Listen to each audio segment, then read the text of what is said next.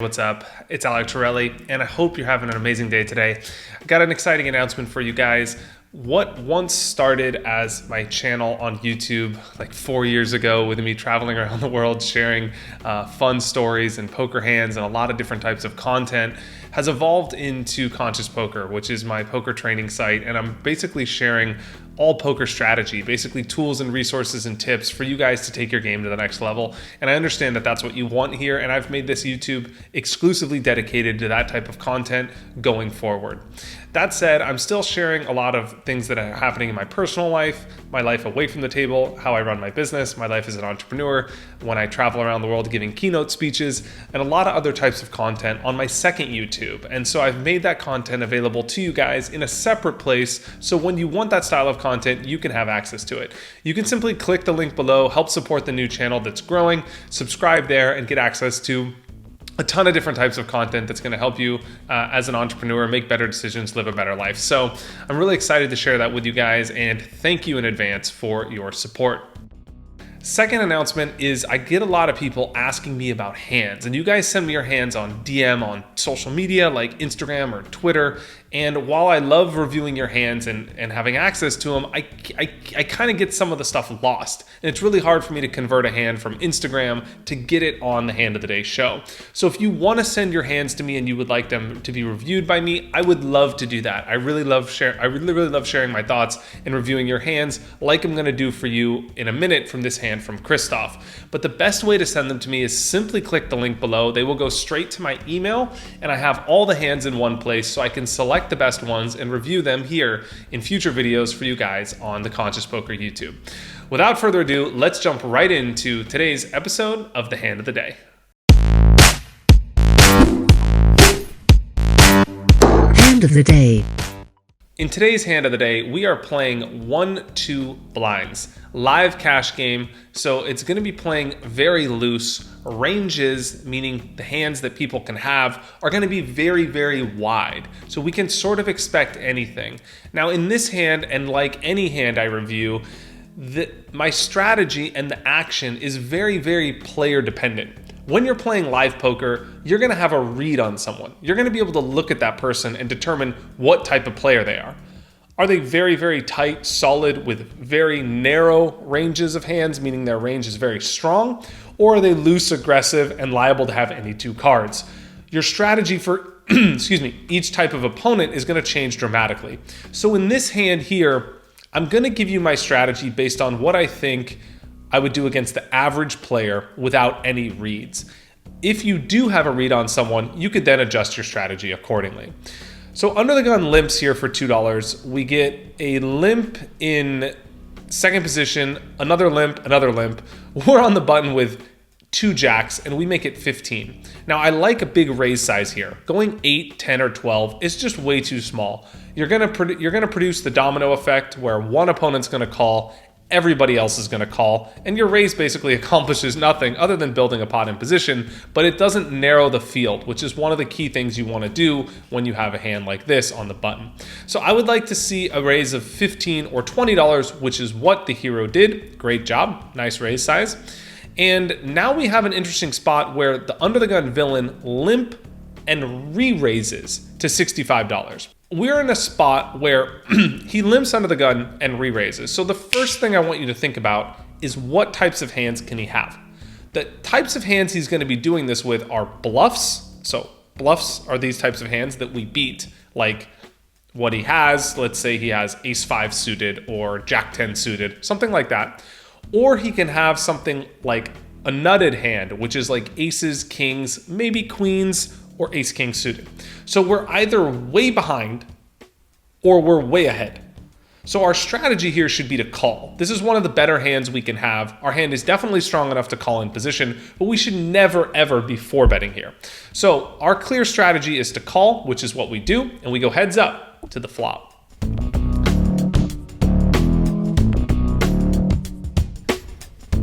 Flop comes down 5-5-3 rainbow, an excellent flop for us, because this is one of the best flops for us, and we are near the top of our range. This is one of the best hands that we can have in this spot, so we're going to have to continue here. If we're going to be folding something like jacks, we're going to be way too exploitable because we're going to be folding way too often. So on a board like this, it's a tough spot for us, but we're going to have to put in a decent amount of money because we're going to have to protect our range in a spot like this. So our opponent bets $65, which is half the pot, and again, we have a really clear call. Some people in a spot like this are tempted to raise to either protect against the ace-king or to like maybe somehow get value, but I would argue that we should definitely be calling here. Not only does calling keep the pot smaller the times that we're beat, but it protects our range and it keeps our opponent's range wider. It keeps all of his bluffs in the pot. So if he is bluffing, we could win more money from his bluffs. If we raise here, we're only going to get called the times that our opponent has a better hand, and therefore raising doesn't accomplish anything other than getting us stacked. We decide to call, and we go heads up to the turn. The turn comes at offsuit 10, and our opponent, with one pot size bet left, now checks. Now here we have an easy check behind. Regardless of whether or not we're going to debate what types of hands our opponent's going to be checking here with, there's really no reason to bet. If we do bet here, we're only going to get called by pretty much a better hand. It's really unlikely that our opponent's going to call here with something like 2 nines because he not only does he not have those types of hands pre-flop, but he doesn't really beat anything if we bet the turn. So it's really unlikely that our opponent's going to call with a worse hand, so the only thing we accomplish by betting is protecting the times that our opponent has something like ace-king, ace-queen, or king-queen, and we remove his free equity. If we weigh the options of removing his free equity against potentially putting all the money in when we're behind, I don't think it really weighs out. I don't think the risk is worth the reward. In other words, I think it's much better to check here, make our range look weaker, and then pick off a bluff on the river. Remember, if our opponent was bluffing pre-flop and he's gonna bet the flop with a bluff, by checking the turn in position here, we allow him to have all of his bluffs. This makes his range wider on the turn, which means that on the river, he might try and win the pot as a bluff, and we can now pick off that bluff and call. Jacks is a great hand to play as a bluff catcher in this spot, so I would really like to see us check behind. We go ahead and check, and let's go to the river.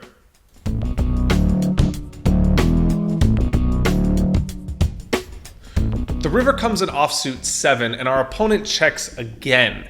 Now we really have a tough decision. We have to ask ourselves, is our opponent capable of checking both the turn and the river with a hand that's better than ours? In other words, more specifically, will he check the turn and the river with something like queens, kings, or aces? I don't really think he will. I think most of the time, if your opponent, or if I'm the guy that limp re-raised pre-flop and I bet the flop, maybe I'm gonna check the turn with aces to trap my opponent or to make it look like I'm bluffing, but I'm probably gonna bet the river just because I don't expect my opponent to bet when I check. So I think if I'm in his spot, if I'm the villain and I have aces, kings, or queens, I'm gonna bet this river because I wanna get value the times that my opponent has something like nines or eights or jacks or something like that. So when he checks again here, it's likely he has a missed type of draw, and not like a draw, but like ace king, like a missed hand, like he had a strong hand pre-flop and he missed. Or maybe he has something like a 10x type hand, like ace 10 suited, jack 10 suited, 10-9 suited. Maybe he has a 7x type of hand and he hit a 7 on the river. But more likely than not, he doesn't have us beat. The other side of the coin is that jacks is one of the better hands that we're going to have here. We're not really going to have a better hand than jacks that often. We can maybe have queens, maybe have kings, maybe have tens, but a lot of the time we're going to have something like nines, eights, maybe sixes, maybe something like ace king or ace queen high.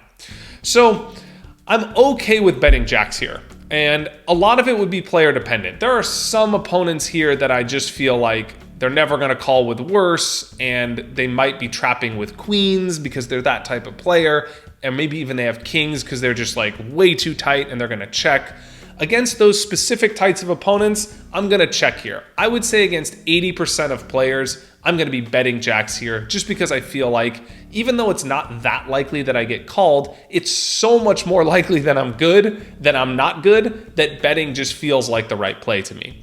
So I would probably bet here. As for my sizing, I think an all-in would be a little much. I think I'd probably go something like 120, 140 to try and get my opponent to call. Maybe he thinks I'm turning a hand like sixes into a bluff or ace high into a bluff, and he might talk himself into a call with something like ace king or even a smaller pair if he hit a pair on the turn or the river. As played, our opponent decides to check this river and he ends up winning the pot at showdown, but he potentially missed a little bit of value. I'd love to hear your guys' thoughts on this hand. Would you bet this river with 2 jacks? What types of opponents would you bet the river against? And what type of opponent would you check the river with here? Again, please leave your thoughts in a comment below. I would love to hear and join the conversation with you guys. And if you have hands you'd like me to review, simply click the link below, send them to me via email, and I'll select the best ones and review them here on my channel. Subscribe for more awesome content. There's more great content coming your way here at Conscious Poker, and I want to thank you guys for your time and attention today, and I'll see you guys in the next video. Cheers.